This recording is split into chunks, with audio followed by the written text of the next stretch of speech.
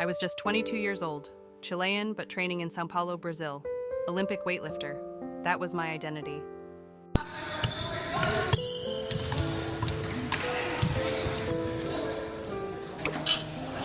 I was preparing for competitions, pushing my body to its limits. I walked into that gym like any other day, focused, determined, hungry to get stronger.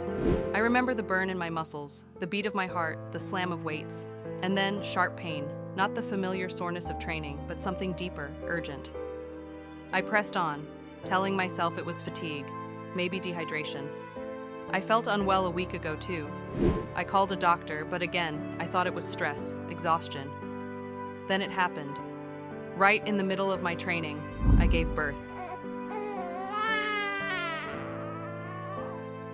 There was no warning I was ever pregnant. Doctors later told me I'd been around 6 months along. I hadn't noticed, maybe because heavy training and irregular cycles masked everything. All I remember is shock. And then a baby. A tiny boy, just 1.15 kilograms, about 34 centimeters long, 3 months premature. I held him while trainers and paramedics rushed us to the hospital in São Paulo. In that moment, my identity shifted from athlete to mother in a place I associated with strength, not birth. I'm Elizabeth Francesca Poblete Fernandez. I came 12th in the women's 75-kilogram weightlifting category at the 2008 Beijing Olympics. And on December 8th, 2009, while training in Brazil, I gave birth, unexpectedly, in that gym. My son, Eric Jose, fought in intensive care. I was discharged soon after, but the memory stays with me.